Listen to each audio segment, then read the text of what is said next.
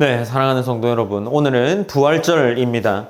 부활절은 부활주일을 기다리면서 우리가 고난주간을 보내는 동안 하루하루 말씀을 기록하면서 보냈을 줄 압니다. 각자 바쁜 일상 속에서도 성경을 필상하면서 예수님의 마지막 길을 천천히 따라가 보는 시간이 아니었을까 싶습니다.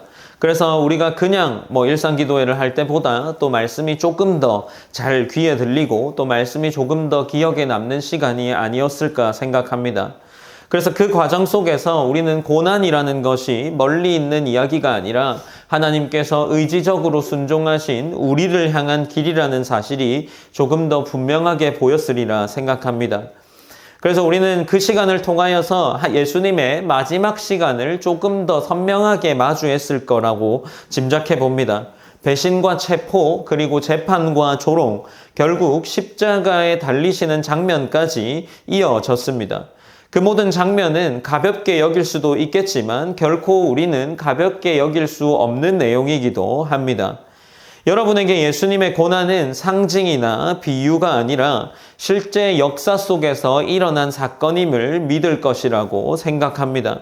그래서 우리가 지나온 이 고난주간이라는 시간이 어쩌면 감정적인 시간이라기보다 우리의 믿음과 십자가 사건의 무게를 조금 더 정직하게 바라볼 수 있는 시간이 아니었을까 하는 마음이 듭니다. 말씀은 십자가를 마주하게 했습니다. 예수님께서 실제로 죽으셨고 무덤에 들어가셨습니다. 예수님은 이 모든 것을 의지와 순종으로 말하면서 다 이루었다라는 말씀을 하셨죠. 이 모든 장면을 보게 되면 이 모든 것이 무덤이 닫히는 것으로 끝나는 것처럼 보일 겁니다. 아마 우리가 복음이라는 사실을 이미 알고 있지 못하는 상태로 성경을 조금 자세하게 읽었다면 우리는 뒤의 이야기를 모르기 때문에 이것이 아마 마지막이다라고 생각하고 성경을 읽지 않았을까 생각해 볼 수 있겠죠. 제자들의 기대도 사람들의 희망도 어쩌면 복음이라고 여겨지는 것을 생각하고 읽는 성경의 말씀을 보는 사람들에게도 이 말씀이 다가오면 어쩌면 죽음이라는 현실 앞에서 더 이상 이어질 이야기가 없는 것처럼 느껴지지 않았을까 싶습니다. 그 자리에서 예수님의 구속사역은 더 이상 진전이 없을 것처럼 보였겠죠. 그런데 오늘 본문은 그 다음 이야기들로 이어져 나가면서 끝이라고 생각한 그 이후의 이야기를 듣게 됩니다. 이 일을 더 깊이 묵상하기 위해서 우리는 부활절이라는 이름으로 오늘의 절기를 지키고 있죠. 부활절은 예수님이 죽음에 머물러 계신 것이 아니라 말 그대로 다시 살아나셨다라는 것을 듣는 날입니다. 우리의 신앙은 이 부활 위에 서 있기 때문에 우리가 한 해를 보내는 가운데 부활절로 이 기념일을 지키는 것은 꽤나 중요한 우리의 신앙에서 위치를 차지할 겁니다. 그래서 이 신앙이라는 것이 그리고 성경에서 기록된 이 이야기가 부활이 있기 때문에 전혀 다른 방향으로 열리게 되는 거죠. 하나님이 마지막을 새롭게 바꾸는 이 장면이 여기서 시작되고 있는 겁니다. 오늘 본문은 요한복음 20장이죠. 무덤이 열려있고 그 앞에 한 사람이 서 있는 장면으로 시작됩니다. 아직 어두운 새벽입니다. 모든 것이 끝났다고 생각하던 그 시간에 이야기가 다시 움직이기 시작하죠. 아무도 예상하지 못했던 방식으로 새로운 일이 열리는 겁니다. 하나님이 어떻게 역사를 뒤집으시는지 보여주는 장면이 바로 오늘 본문입니다.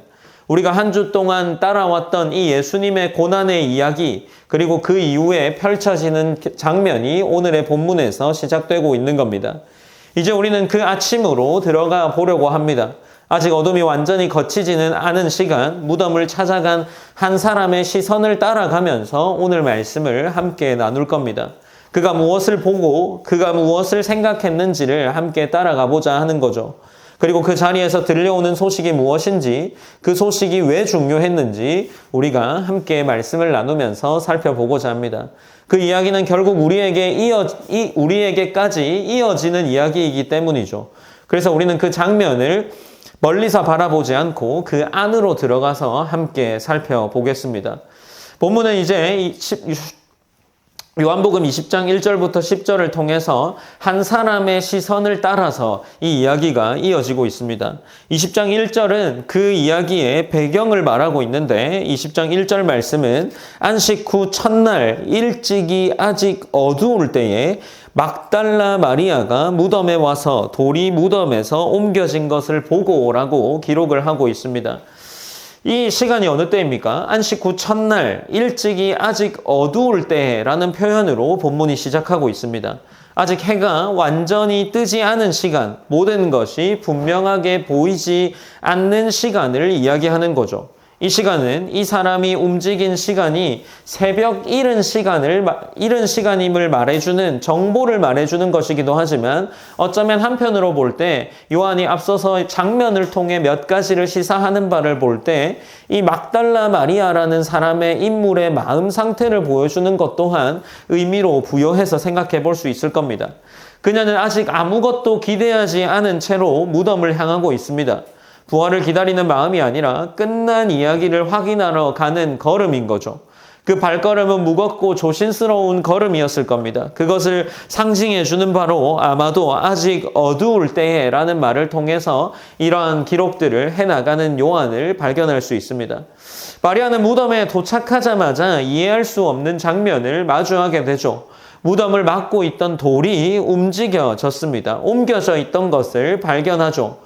여기서 옮겨져 있다라는 표현이 어떤 의미겠습니까? 이미 어떤 일이 일어나서 그 상태가 여전히 유지되어 있는, 남아있는 상태를 보여주고 있습니다.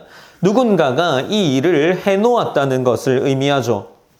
그러나 마리아는 그 장면을 보고 부활을 떠올리지는 않습니다. 아마 예수님께서 이 여러 번 이 제자와 함께 있던 마리아에게도 이 말씀을 했으리라 짐작해 볼 수 있는데 마리아는 이 돌이 옮겨진 것을 보았음에도 불구하고 부활을 떠올리진 않습니다. 오히려 가장 현실적인 해석을 하죠. 그가 했던 현실적인 해석은 이 뒤의 이야기들로 이어져 나오겠지만 예수님의 시체를 누군가가 가져갔다라는 겁니다. 곧바로 베드로와 다른 제자들에게 달려가서 그녀가 말하기를 2절 말씀에 보면 시몬 베드로와 예수께서 사랑하시던 그 다른 제자에게 달려가서 말하되 사람들이 주님을 무덤에서 가져다가 어디 두었는지 우리가 알지 못하겠다 하니 라고 이야기하면서 예수님의 시체를 누군가가 가져갔다라는 것으로 이 상황을 이해하고 있는 겁니다. 그녀의 이해는 여전히 십자가에서 죽으신 예수님이라는 차원에까지만 머물러 있는 거죠. 이 말을 들었던 베드로와 또 다른 제자가 예수님의 무덤으로 달려갑니다. 요한은 이 장면을 꽤나 생생하게 기록하는 듯해 보이죠. 두 사람이 함께 달리지만 다른 제자가 더 빨리 달려가서 무덤에 도착합니다. 그러나 그는 안으로 들어가지는 않고 몸을 굽혀 안을 들여다보기만 합니다. 그 안에는 세마포가 놓여있는 것이 보여졌죠. 여기서 놓여있다라는 표현을 조금 생각해 볼 수 있는데 이 표현을 이해해보고자 하면 헝클어져서 놓여있는 상태는 아닌 것처럼 보입니다. 누군가 급하게 훔쳐간 흔적이 아니라는 암시가 이 장면에 담겨 있는 거죠. 곧이어 베드로가 도착했고 이 베드로는 이 무덤 안으로 들어갑니다. 그리고 세마포뿐만 아니라 예수님이 머리에 쌌던 수건이 따로 있는 것을 발견하게 되죠. 이 흔적들을 통해서 볼 때 요한은 이 기록을 통해서 시체를 누군가가 서둘러 가져간 것은 아닌 것 같은 장면을 보여줍니다. 무언가 훔쳐갔다면 아마도 이것이 그저 놓여있다가 아니라 헝클어졌다라고 기록되어 있을 수 있기 때문이죠. 요한은 이 장면을 통해서 무덤이 비어있다는 사실 자체가 의미를 가지고 있다는 것을 보여주고 있는 겁니다. 그리고 뒤따라 들어온 다른 제자가 이 모든 것을 함께 보게 되죠. 그리고 오늘 본문 8절에서는 이렇게 기록하고 있는데 우리가 8절 말씀을 한번 함께 읽어보시겠습니다. 읽으시겠습니다. 시작. 그때야 무덤에 먼저 갔던 그 다른 제자도 들어가 보고 있더라.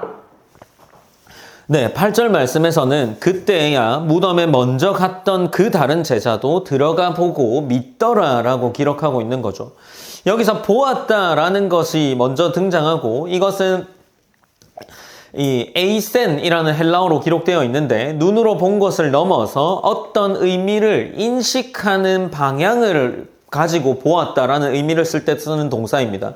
그리고 믿었다라는 것은 그 본 것을 통해 어떤 결론에 이르렀다는 표현인데 이것을 볼 때 이제 부활이라는 것을 마침내 짐작할 수 있는 상태가 되었다라는 거죠. 그러나 이어지는 9절 가운데에서도 여전히 요한이 기록하기를 그들이 완전히 믿은 상태가 아니라는 것을 보여줍니다. 9절 말씀에서는 그들은 성경에 그가 죽은 자 가운데서 다시 살아나야 하리라 하신 말씀을 아직 알지 못하더라 라고 기록합니다. 그러니까 이 지금 8절 말씀에서 그 제자들이 짐작했던 믿음은 완전하게 믿은 상태라기보다 사실을 받아들이기 시작한 단계로 보이는 거죠. 그래서 이 장면은 부활이 드러났지만 제자들의 머릿속 혹은 마음속에는 완전히 믿어지거나 이해된 상태는 아니었다라는 겁니다. 마지막으로 제자들은 자기 집으로 돌아갑니다. 장면은 조용하게 마무리되지만 그 안에는 여전히 풀리지 않은 긴장이 남아있는 것처럼 보이죠. 무덤은 비어있고 예수님의 시체가 사라진 흔적은 분명하지만 그것이 어떤 일인지 그 의미는 완전히 밝혀지지는 않았습니다. 그래서 이야기는 계속해서 이어져 다음 장면으로 넘어갑니다.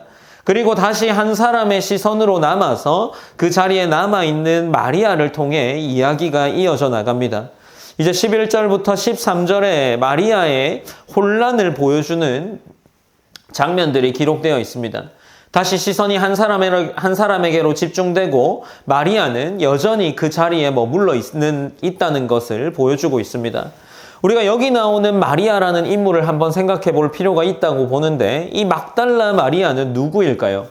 예수님을 따라다니던 제자 공동체에 속한 사람이었습니다. 십자가의 자리에서도 그리고 지금 이 무덤의 자리에서도 끝까지 남아있는 사람이 이 막달라 마리아라는 여인인 거죠. 그래서 이 장면은 한 제자의 시선으로 기록된 이야기라고 할 수 있는 겁니다. 11절에서는 먼저 이렇게 기록하고 있죠.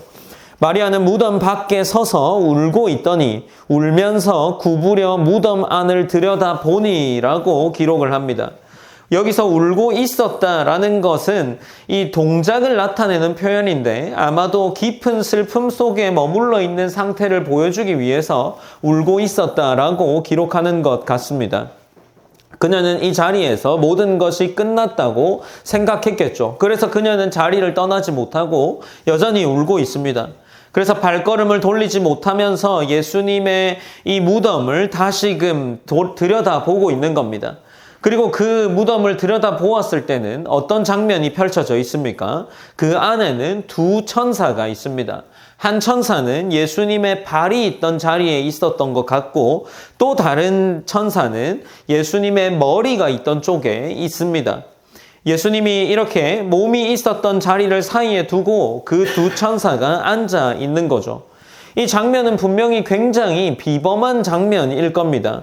마리아의 반응은 이것을 보고 아마도 예수님에 대한 어떤 생각이 바뀌어야 할 것처럼 보이지만 이 마리아의 반응은 우리가 기대하거나 혹 이 비범한 장면 가운데 예수님에 대한 생각들이 바뀌어야 하는 것과는 다르게 조금 우리의 기대와는 다른 반응을 보입니다. 놀라거나 두려워하기보다 여전히 이 마리아는 같은 생각 안에 머물러 있습니다. 그저 예수님은 죽임을 당했고 무덤은 비어 있었다라는 사실에 머물러 있는 거죠. 천사들이 마리아에게 물어봅니다. 여자여 어찌하여 우느냐라고 물어보죠. 지금 상황을 다시 바라보게 하기 위해서 마리아에게 질문을 하는 것 같습니다. 그러나 마리아의 이 생각과 대답은 여전히 동일한 거죠. 마리아의 대답이 무엇입니까? 사람들이 내 주님을 옮겨다가 어디 두었는지 내가 알지 못함이니이다. 그녀는 부활이라는 것을 전혀 짐작하거나 생각하지도 않은 겁니다. 무덤이 비어있다는 사실을 보고 그리고 그 자리에 있었던 천사를 보고도 여전히 사건을 같은 방식으로 이해하고 있습니다. 부활에 대한 인식이 아직 마리아에게 열리지 않은 거죠. 마리아는 분명히 이전과 다른 상황 속에 서 있습니다. 무덤은 비었고 천사까지 보고 있습니다. 그러나 그 모든 것을 경험하면서도 그 의미를 다르게 받아들이지는 못합니다. 여전히 누군가 가져갔다는 생각 안에 머물러 있는 거죠. 그래서 이 단락은 중요한 전환이 있는 그러한 장면이 되는 겁니다. 부활은 이미 일어났고 그 흔적도 분명히 드러났습니다. 그런데 그 사실을 아직 마리아에게 기쁨으로 여겨지지 않고 있습니다. 오히려 더 큰 혼란과 슬픔 속에서 서 있는 것처럼 보이죠. 이제 이 상태에서 보다 더 큰 의미를 가지는 장면들이 이어져 나옵니다. 그 의미가 드러나는 순간들이 이제 이어지는 장면 속에서 나타나고 있죠. 이제 본문 14절에서는 이렇게 기록하고 있습니다. 이 말을 하고 뒤로 돌이켜 예수께서 서 계신 것을 보았으나 예수이신 줄을 알지 못하더라 라고 기록을 합니다. 예수이신 줄을 알지 못하는 거죠. 그 무덤 가운데에 예수님께서 서 계셨습니다. 그러나 마리아는 알아보지 못하는 거죠. 그래서 예수님이 다시 마리아에게 물어봅니다. 예수님께서 물어보는 것은 어떤 질문입니까? 여자여, 어찌하여 울며 누구를 찾느냐라고 물으십니다. 이 질문은 지금 마리아가 어떤 상태에 있는지를 그대로 드러내고 있는 거죠. 그녀의 관심은 무슨 일이 일어났느냐에만 머물러 있는 겁니다. 누가 계시냐까지는 가지 못하고 있는 거죠. 마리아는 이제 이 자신에게 질문한 사람이 그저 동산지기라고 생각을 하고 있는 겁니다. 그래서 마리아는 이 예수님에 해당하는 인물에게 다시금 질문하고 이야기하기를 당신이 옮겼거든 어디 두었는지 말하라 내가 가져가리이다 라고 이야기를 하는 겁니다. 그녀의 말 속에는 여전히 예수님 당신에게도 같은 전제를 가지고 있는 겁니다. 예수님은 살아계신 분이 아니라 옮겨져 버린 시신으로 믿고 있었던 거죠. 앞선 장면과 마찬가지로 마리아에게 지금 일어난 일은 기존의 생각 안에 머물러 있습니다. 눈앞에 새로운 상황이 펼쳐졌음에도 불구하고 그렇게 펼쳐져 있음에도 불구하고 그 의미는 다르게 받아들여지지 않습니다. 이 장면은 사건과 그녀의 인식 사이에 있어서 간극이 있음을 보여줍니다. 그래서 부활이 그녀의 눈앞에 있었음에도 불구하고 그녀는 알지 못하는 거죠. 그런데 이제 이 흐름이 한마디로 바뀌게 됩니다. 이 예수님이 여자에게 이름을 불러주는 거죠. 우리가 16절 말씀도 한번 함께 읽어보시겠습니다. 20장 16절 말씀입니다. 시작.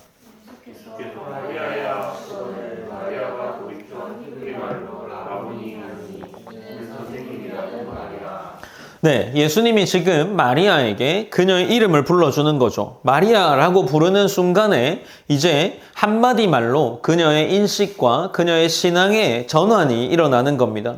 요한은 이 장면을 길게 기록하지는 않고 그 변화만을 간단하게 기록합니다. 그 부르심 이후에 마리아는 돌아서 예수님을 향해 부르시는 호칭이 바뀌는 거죠. 라보니라고 하고 이는 선생님이라는 말이라고 기록을 하고 있습니다. 여기서 중요한 것은 복잡한 설명이 아니라 부르심과 반응이라는 것이 이어져 나온다는 거죠. 이름을 부르신 이 장면을 통해서 마리아에게는 전혀 다른 인식이 열리는 겁니다. 이제 이 장면은 이 마리아라는 인물에게 있어서 어떤 인식이 전환이 어떻게 일어났는지를 간결하게 보여주고 있는 거죠. 이 변화는 어떤 논리나 이 예수님이 내가 누구다, 내가 어떤 상황에서 어떻게 펼쳐졌다, 이 상황이 지금 이렇게 흘러왔다라는 논리나 설명을 통해 이루어지지 않았음을 보여줍니다. 이미 빈 무덤도 보았고 천사도 보았지만 마리아는 그때는 이해하지 못했습니다. 그러나 이 한 번의 부르심만으로 앞에서의 상황이 바뀌어 버리는 거죠. 그래서 이 장면은 부활이 사실로 제시되는 어떤 사건의 상황들로 이해되지 않는다는 겁니다. 그것이 이해되는 순간이 다르게 찾아오는데 요한은 그 지점을 여인의 이름을 불러준 것으로 이야기하고 있는 거죠. 그만큼 이 변화는 분명하지만 조용하게 일어난다라는 거죠. 이어서 예수님은 말씀하시기를 나를 붙들지 말라라고 이야기를 합니다. 여기서 사용된 표현은 계속 붙잡고 있는 상태를 멈추게 하는 의미를 가집니다. 그리고 예수님께서 말씀하시기를 내가 아직 아버지께로 올라가지 아니하였다라고 덧붙이십니다. 이 말씀은 지금의 만남이 이전과 동일한 방식으로 이어지는 것은 아니라는 것도 보여주는 겁니다. 이어서 예수님은 마리아에게 제자들에게 가서 전하라고 말씀하시죠. 그리고 제자들을 내 형제들이라는 호칭으로 부르십니다. 이 표현 또한 이후에 제자들과 예수님의 관계들이 새롭게 형성되는 것을 보여주는 장면이기도 합니다. 그리고 마지막으로 마리아는 제자들에게 가서 내가 주를 보았다라고 이야기를 하죠. 요한은 이 장면을 짧게 정리하지만 흐름은 분명하게 이어지고 있습니다. 무덤 앞에 울고 있던 한 사람이 이제는 보고 들은 것을 전하는 사람으로 나아갑니다. 여기서 보았다라는 것은 시각적인 경험을 넘어서 확신하는 상태로 이해됩니다. 그리고 그녀는 예수님께서 하신 말씀을 그대로 전하죠. 이 장면은 개인의 경험이 증언으로 이어지는 모습을 보여줍니다. 이야기는 여기서 마무리되지만 그 내용은 이제 다른 사람들에게로 계속 이어지게 되죠. 이 말씀을 따라가다 보면 우리는 한 가지 흐름이 분명하게 드러나는 것을 확인할 수 있습니다. 부활은 이미 일어난 사건이지만 그것을 믿고 받아들여지는 순간은 따로 있다라는 거죠. 마리아는 부활하신 그 현장 가운데에 있었습니다. 처음에는 그 현장 가운데에도 있었음에도 불구하고 그것을 알지 못했습니다. 그녀의 인식 가운데 부활은 있지 않았죠.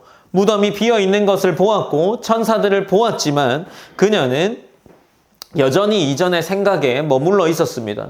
그러다가 예수님이 이름을 부르는 순간, 그 순간에 그녀에게 부활이 일어난 사건에 머물러 있는 것이 아니라 자신의 삶 속에 들어와서 이해되고 받아들여지고 믿어졌습니다. 그래서 부활은 지금 우리에게도 같은 방식으로 다가오게 됩니다. 이 지점에서 부활과 구원이라는 것이 연결되겠죠. 이 부활이라는 것이 예수님이 우리의 이 마리아의 이름을 불렀을 때 그녀가 믿어진 것이라면 우리 또한 개인의 신앙의 경험을 통해서 부활이라는 것을 믿게 되었을 겁니다. 그리고 우리는 그 부활이라는 것을 통해서 구원을 받아 누리고 있는 거죠. 십자가에서 죄의 문제가 다루어졌고 부활을 통해 그 일이 완전히 이루어졌음을 우리는 믿고 있습니다. 그래서 부활이라는 것은 우리에게 가능성이라는 것을 보여주는 것이 아니라 이미 완성된 것을 우리에게 주어졌다는 것으로 보여주고 있는 겁니다. 기독교 신앙은 우리가 어떤 시도를 하는 것을 요구하기보다 이 하나님이 완전히 이루어 놓으신 부활을 그저 누리는 것, 붙드는 것에서 시작됩니다. 이 구원과 부활이라는 것이 우리에게 다가온 장면들을 아마 개인의 신앙의 경험으로 이미 알고 있을 겁니다. 마리아는 예수님의 부르심을 통해서 그분을 알아보았죠. 그러니 구원이란 것, 이 부활이라는 것을 누리게 되는 것은 어떤 정보가 우리에게 다가온 것이 아니라 우리를 향한 부르심의 사건이 우리에게 다가왔다는 겁니다. 여러분들 가운데 각각의 신앙의 경험에 있을 줄 압니다. 부활이라는 것이 우리에게 믿어졌을 때에 예수님이 마리아를 불렀던 것처럼 이 예수님께서 우리의 이름을 부르시고 우리가 다시금 이 부활이라는 것을 정말로 믿을 수 있게 우리의 신앙이 경험되어졌던 기억들이 있을 겁니다. 우리가 그 기억들을 다시금 되살리는 것이 어쩌면 부활절에서 누려야 할 은혜가 아닐까 싶습니다. 우리는 부르심 앞에서 이전에 보이지 않았던 것들이 보였을 겁니다. 이전에 믿지 않아졌던 말씀들이 믿어졌을 것이고 우리에게 이해되지 않았던 이 부활과 십자가의 사건이 마치 믿음으로 이해되어졌을 겁니다. 그래서 신앙이라는 것은 어떤 지식을 쌓아가는 과정일 수도 있겠지만 그것을 넘어서야 하는 거죠. 하나님의 부르심 앞에, 하나님의 음성 앞에 서는 것이 이 부활을 누리는 겁니다. 그 부르심 속에서 우리는 하나님과의 관계 안으로 들어왔고 진정한 부활 그리고 그 구원을 믿게 되는 겁니다. 이 부르심은 어떻습니까? 우리가 또한 생각해 볼 것은 한순간의 경험으로 끝나는 것이 아니라는 것을 믿어야 합니다. 우리의 부르심은, 우리를 향한 부르심은 우리의 삶 전체를 향한 부르심입니다. 처음 이름을 불러 알아보게 된 그 순간이 이 부활과 구원을 누리게 되는 시작이라면 이후의 삶은 그 부르심을 지속적으로 따라가는 겁니다. 우리를 부르시는 그 방향으로 나아가는 과정이 이 신앙의 삶이라는 거죠. 그러니 부활이라는 것, 예수님의 부르심이라는 이 사건이 단순간에 일어나는 사건이 아니라 우리의 삶 속에서 계속해져서 불려오는 내 이름을 그 방향으로 따라가는 것이 부활을 따라가는 삶이라는 거죠. 그렇기에 우리는 이전과 같은 시선에 머물러 있을 수 없습니다. 점점 더 다른 시선으로 우리의 신앙이 옮겨져야 합니다. 그럼에도 불구하고 우리가 여전히 세상의 기준 혹은 우리의 삶의 자리에서 우리가 머물러 있던 자리를 벗어나지 못하는 시선에 머물러 있다면 우리는 이 부활주의를 기념으로 맞이해서 다시금 예수님이 우리를 부르시는 그 방향으로 우리의 시선을 돌리고 우리의 걸음을 돌리고 우리가 온전히 살아나가야 할 방향이 무엇인지를 기억하면서 우리가 삶의 방향을 수정해야 할 겁니다. 그 과정 속에서의 우리는 조금씩 이 부활의 의미를 더 깊게 알아갈 것이고 예수님께서 우리를 위해 죽으셨다는 그 사실이 더 선명하게 우리에게 다가올 겁니다. 그래서 우리에게 이 부활 후에 부르신 이름은 단지 마리아가 아니라 우리 개인의 이름일 것이고 더 나아가서 우리 교회 공동체를 향한 하나님의 부르심이 될 겁니다. 그렇기에 우리가 개인으로만 머물러 있지 않고 교회로서 더 나아가서 더 공교회로서의 부르심을 믿고 우리의 교회가 바로 서기를 기도하며 나아가야 할 겁니다. 그리고 이 부르심은 결국 기쁨으로 이어져야 한다는 사실 또한 우리는 기억해야 할 겁니다. 마리아는 무덤 앞에서 울고 있었지만 예수님을 알아본 이후에는 전혀 다른 사람이 되어서 움직이기 시작합니다. 같은 장소에 있었지만 완전히 다른 상태로 그녀가 바뀌게 되는 거죠. 부활은 슬픔을 단순히 거두는 것이 아닙니다. 덮어두는 것이 아닙니다. 그 자리를 새로운 기쁨으로 바꾸는 사건이 되는 거고, 그리고 그 기쁨은 상황이 나아져서 기쁜 것이 아니라 예수님을 알아보기 때문에 기쁜 겁니다. 그래서 부활의 기쁨은 외부의 상황, 외부의 조건이 아니라 예수님과의 관계 속에서 누려지는 기쁨입니다.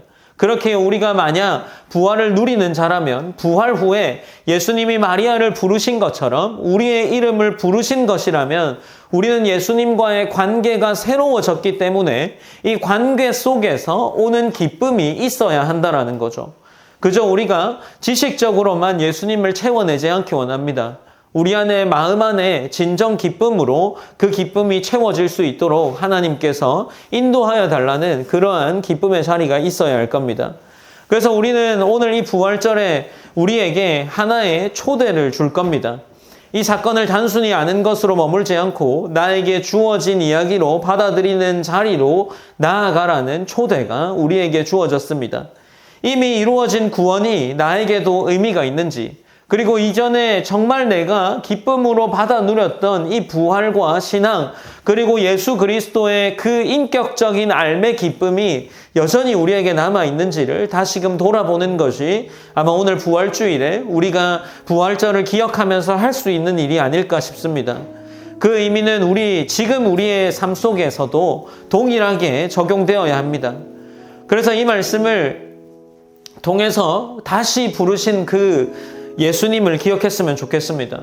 다시 부르신 것이 아니겠죠. 여전히 우리를 부르고 계셨을 것이고 처음 불렀을 때부터 지금까지 변함없이 그 부르심이 우리에게 주어져 있을 겁니다. 우리는 그 자리로, 부르심의 자리로 나아가서 우리가 대답하고 인격적인 관계를 맺음으로 다시금 그리스도가 주는 기쁨과 복음이 주는 기쁨을 경험하는 것이 오늘 우리 부활절에 있어야 할 일이 아닐까 싶습니다. 우리가 성찬에 나아가기에 앞서 먼저 함께 기도하면서 나아갔으면 좋겠습니다. 함께 기도할 때 우리에게 너무나도 멀어진 부활이라면 이 부활이 정말 나에게 의미 있는 상황, 의미 있는 사건이 되길 원합니다. 그것이 하나의 지식적으로 어떤 역사적으로 일어난 사건을 넘어서 나와 인격적으로 예수님이 관계를 맺게 된 사건, 그것이 부활이고 그 부활을 통해서 내가 정말 참 기쁨, 세상이 줄 수 없는 기쁨과 세상이 누리게 할 수 없는 그 일들을 내게 누리게 하신 예수님이 우리에게 인격적인 관계를 맺어 주었다는 것, 그것이 우리에게 정말 의미 있는 일이 될 수 있기 원합니다. 라고 우리가 다시금 이 우리의 신앙 전체를 돌아보면서 이 부활과 구원을 다시금 묵상하면서 함께 기도함으로 이 성찬을 준비했으면 좋겠습니다. 기도하시겠습니다.